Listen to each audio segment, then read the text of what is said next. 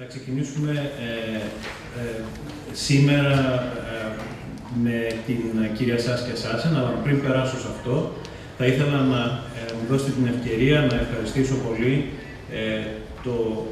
την κυρία Ίνκα Τούνεκε και τον Κάι Ντόκχορν. Ελπίζω να τα λέω καλά τα γερμανικά και να καταλαβαίνουν τι αναφέρομαι σε αυτούς.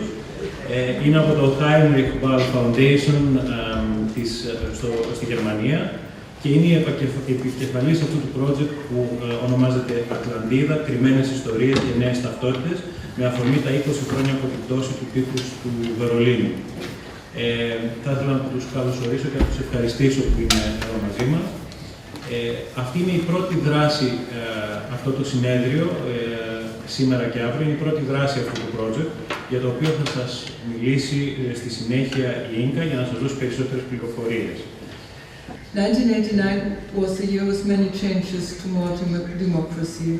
There's no doubt if we are starting to remember all the events of the year. For us in Germany, it is clear what is the most important event. 20 years after the fall of the Berlin Wall, it will be an important year for us too, of the remembrance for Germany of this period. But not only for the eastern part of Germany, has this year brought an important change of political institutions and the economic system. 1989 was the year of peaceful, but not always peaceful revolutions in all the countries of the former Soviet bloc. When we are starting this project, our idea was to have this European perspective on the year 89 more present in our work and to have a wider discussion about this year.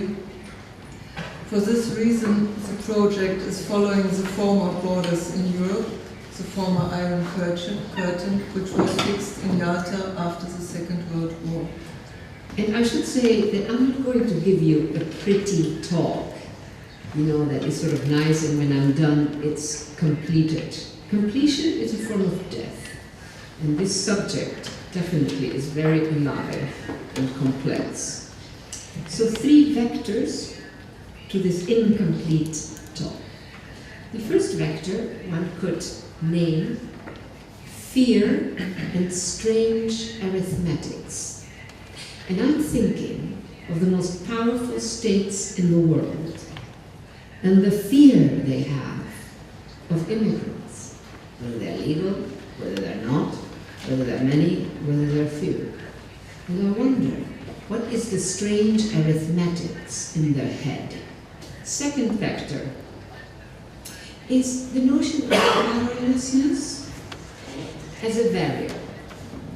At one end, the powerless are simply that, powerless. And in that powerlessness is an elementary quality. You are as close as you can get probably to being a victim. But at the other hand, powerlessness is complex. And in that complexity lies the possibility of politics. And the third vector is the notion that mass migrations, not sort of idiosyncratic migrations, but you know, something that approaches this image that we have of mass migrations. They are telling a tale. This is a vanguard.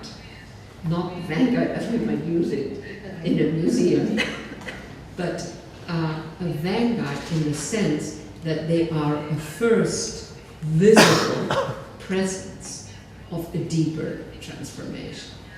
So the title, more or less, of today, it was like to talk about Mediterranean Europe and its borders. I will divide my talk in like kind of 3 different parts, if you want. Like the first part, I will introduce yourself to the Mediterranean, a little bit to the Mediterranean, of course, in a very synthesized and brief way of how to see the Mediterranean, because we don't have so much space, and it's a very complex space and region. Then the second part, it will be like the articulation of this, you know, of these borders, and inside a specific place, how can we articulate them through the model of Southern Europe and border cities, we'll see.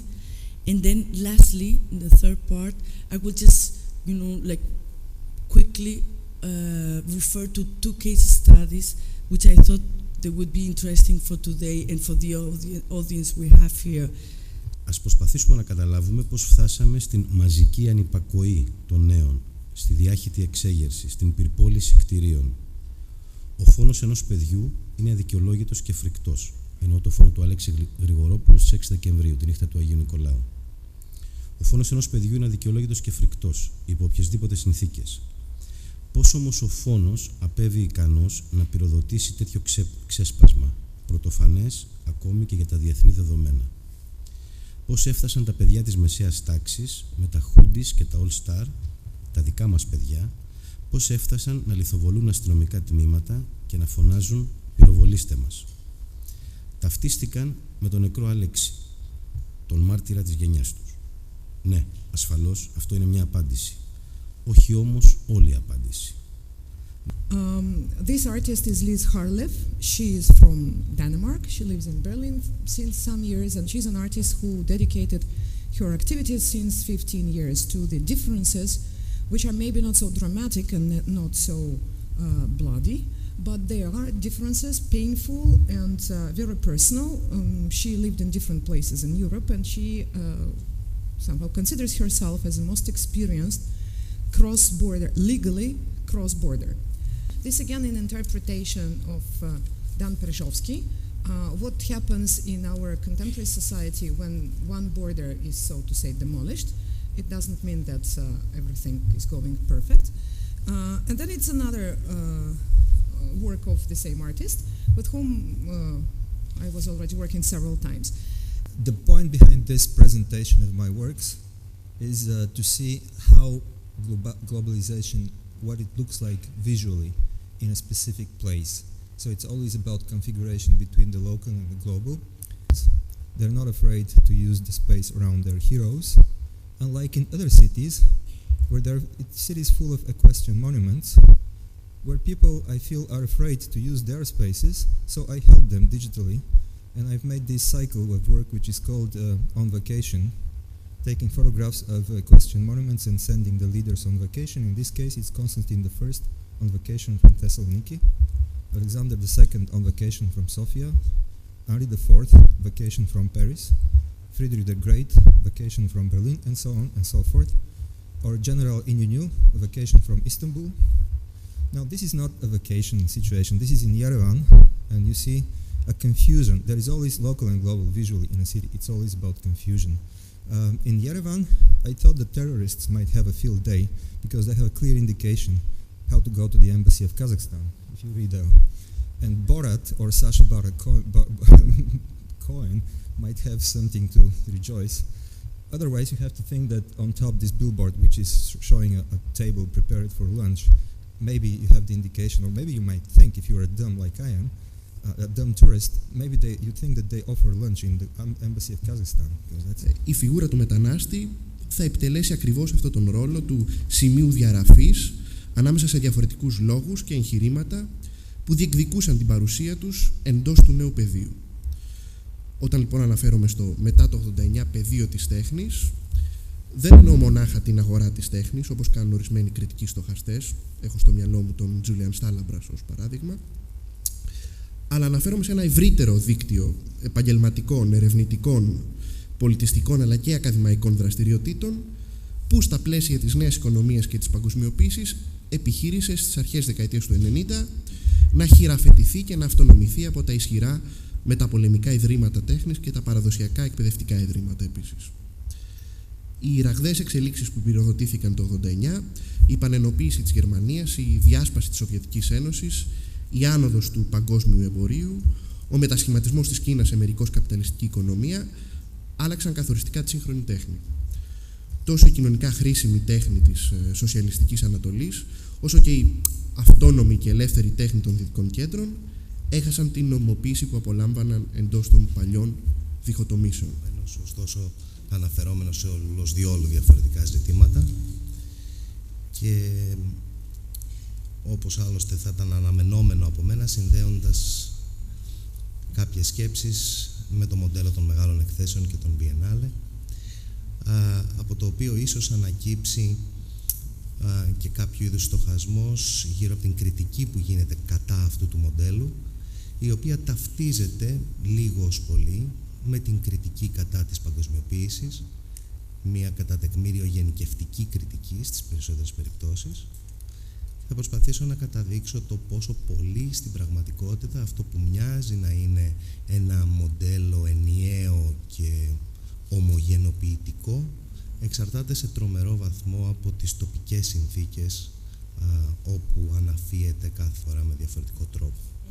Ερωτηματικά και κύκλοι σκέψεων είτε αφορούν στη μετανάστευση είτε αφορούσαν σε πράγματα που συμβαίνουν στη χώρα, που αποτελούν ερωτηματικά και όλων όσων εργάζονται για τη δεύτερη Biennale Θεσσαλονίκης και των επιμελητριών της Biennale. Τα ίδια ερωτηματικά έχουμε και με άλλες διοργανώσεις, όπως και με την Biennale της Αθήνας. Και θέλω να ξεκινήσω με τις πρώτες σκέψεις που υπάρχουν, ένα θεωρητικό και έναν γεωγραφικό επίσης προδιορισμό αυτών που πρόκειται να συμβούν στη Θεσσαλονίκη από το Μάιο και έπειτα και μέσα στο καλοκαίρι, που έχουν σίγουρα σχέση και με τις λέξεις που ακούστηκαν πολλές φορές εδώ, με τις λέξεις σύνορα, με τις λέξεις εχθρός, με τη λέξη μετανάστης, με τη λέξη παρείας, με τη λέξη ή με τη φράση μάλλον τι κάνουμε από εδώ και πέρα.